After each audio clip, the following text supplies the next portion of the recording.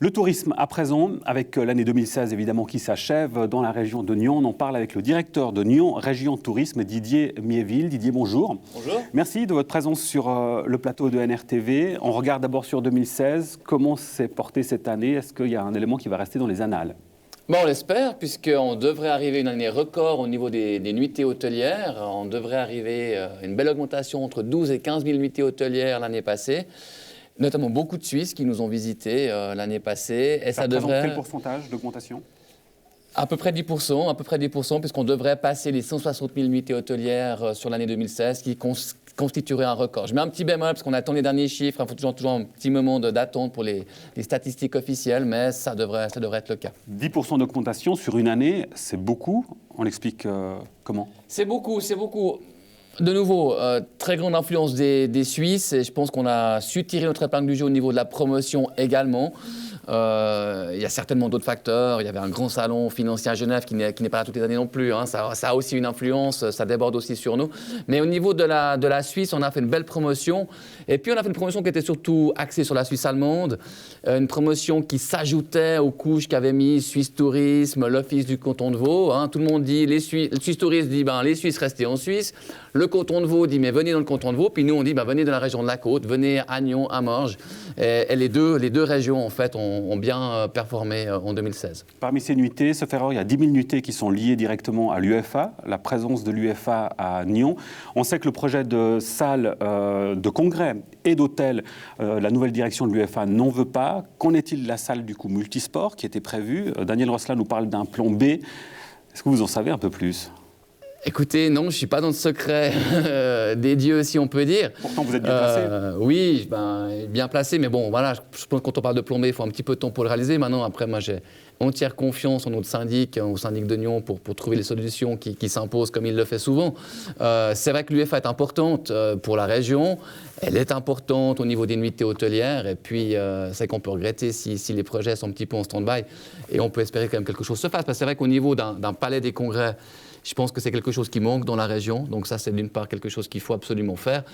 Au niveau de l'hôtellerie, les hôtels de Nyon se sont beaucoup modernisés ces 5 dernières années. C'était nécessaire, mais ils le font bien. Il y a aussi le BS qui s'est ouvert l'année passée.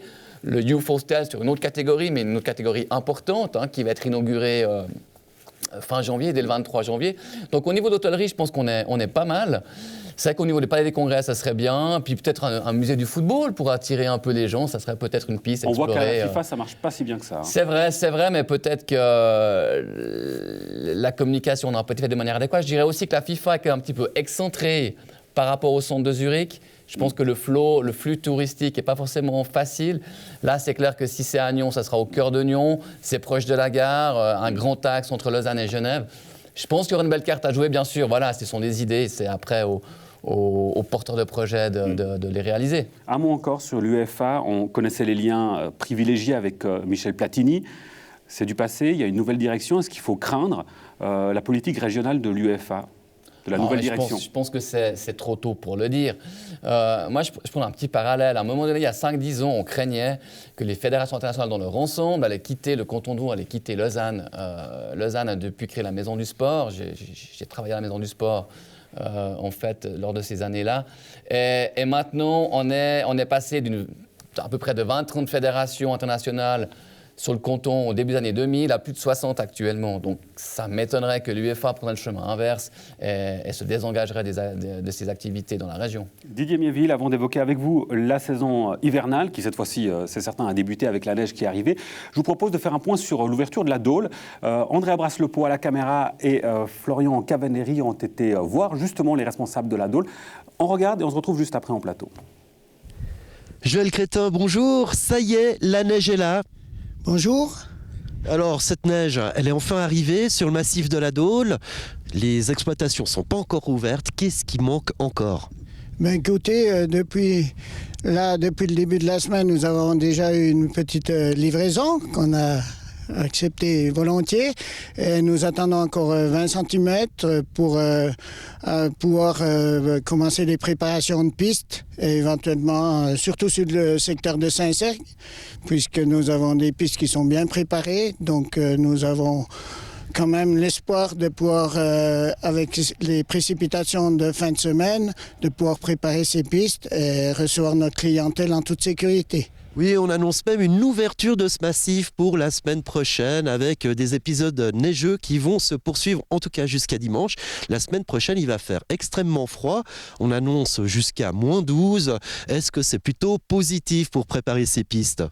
C'est positif, affirmativement, de préparer dans de bonnes conditions et surtout avec un maximum de neige, de façon à ce que nous puissions préparer le plus rapidement possible. Parce que le manque de neige nous retarde profondément et on doit ramener de la neige, faire des appoints. Avec un gros stock de neige, nous aurons facilité pour préparer.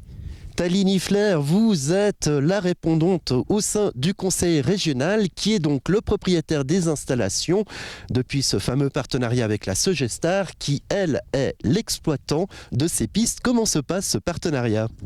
Donc effectivement, le conseil régional représente l'actionnaire principal de Télédo-Lessa et Télédo-Lessa a signé une convention de 27 ans le 8 décembre dernier, ici même, avec la Sogestar. Donc depuis le 8 décembre, toute la préparation était de pouvoir ouvrir à Noël si la neige serait présente pour Noël. Et donc c'était vraiment sur les chapeaux de roue pendant quelques semaines. Malheureusement, la neige n'était pas là, mais la Sogestar a malgré tout ouvert aux piétons pendant les fêtes pour que les piétons puissent aussi avoir le beau point de vue du massif de la Dôle. Ce partenariat s'annonce sous les meilleurs auspices. J'imagine que les communes sont désormais rassurées. Les communes, tout à fait. Lors de la dernière assemblée générale, la Sogestar a pu se présenter. Madame Ulrich, la directrice, et Monsieur Lacroix, le président, étaient présents. Donc les actionnaires qui étaient encore là, donc les communes étaient présentes et effectivement, elles sont rassurées de voir que sur le long terme, nous allons maintenir nos investissements, poursuivre cette collaboration et réaffirmer en fait ce partenariat qui n'est pas uniquement sur l'exploitation, mais aussi sur les investissements à long terme. Voilà, et ces investissements, ça concernera un bâtiment et puis un télésiège. Ça, c'est le point d'union de ces deux entités. Tout à fait. Donc, pour avoir un véritable massif transfrontalier, il faut avoir un télésiège de liaison entre le massif de la Dôle et le massif des Tuffes et effectivement pouvoir accueillir la clientèle au pied du massif de la Dôle, au pied des deux départs de télésiège. Donc, un véritable bâtiment d'accueil avec des points de vente, avec des toilettes propres en ordre, etc. Je sais que c'est bien attendu par la clientèle de la région, par les scolaires, etc. Alors justement, les scolaires, on en parle parce que là, c'est une partie de la saison qui est très importante. C'est là où les classes vont venir. Tout à fait. Alors, on a le conseil régional a pris toutes les commandes en début de l'année scolaire pour toutes les écoles de la région. Je dois dire que nous avons été épatés de voir à quel point les écoles ont envie de monter. La saison est pleine déjà, donc elle s'est rapidement remplie pour les journées d'école, bien sûr. C'est fermé pour les écoles pendant les vacances scolaires genevoises et vaudoises.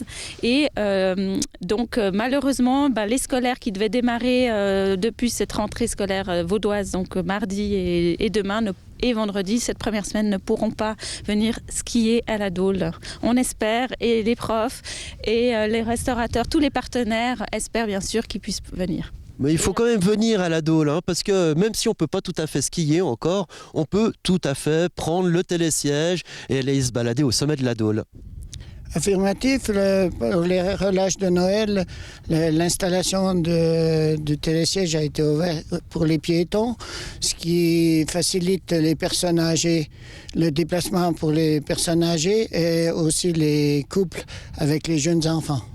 Joël Crétin, Thalie Niffler, merci beaucoup d'être venu ici, justement, à l'endroit où, le 8 décembre dernier, était signée la convention unissant le conseil régional et la Sogestar. Voilà. Joël Crétin, bonjour. Voilà pour cette neige qui est enfin arrivée. On a envie de dire, Didier Méville, ouf, ça y est. Oui, bien sûr, toute station de montagne se porte mieux quand il y a de la neige, on est content qu'elle arrive, il faudrait encore quelques flocons de plus, et je sais, j'étais encore au téléphone ce matin, tant avec la Dôle que Saint-Sergue. ils scrutent le ciel, ils aimeraient bien encore quelques flocons pour vraiment préparer ces pistes. Mais en tout cas, ils sont sur le pied de guerre. Dès que les flocons seront là, ils vont travailler d'arrache-pied pour les ouvrir le plus rapidement possible. Alors on parle de la Dôle, mais on va rappeler qu'il y a aussi Basse-Ruche, il y a Saint-Cergue, il y a Saint-Georges, où il y a des possibilités justement de profiter de la neige. Tout à fait, tout à fait. D'ailleurs, on sort un nouveau visuel qui sera affiché dans la gare de Nyon dès la semaine prochaine. Et puis, c'est ça le message, en fait. C'est toute la région où on peut faire des choses et c'est surtout la neige, mais aussi le soleil. On peut très bien monter en montagne, même si on ne peut pas skier. Il y a plein de choses à faire. Et quand on est ici, je pense que des points de soleil là-bas en haut, c'est toujours une bonne chose. Très bien, Didier Miéville. Un grand merci. Vous êtes plutôt ski ou pot de phoque? Moi, je suis plutôt ski. Un traditionnel. Un Si on peut puriste. dire. Merci beaucoup, Didier Miéville. Bonne année. Merci à vous. Et bonne journée.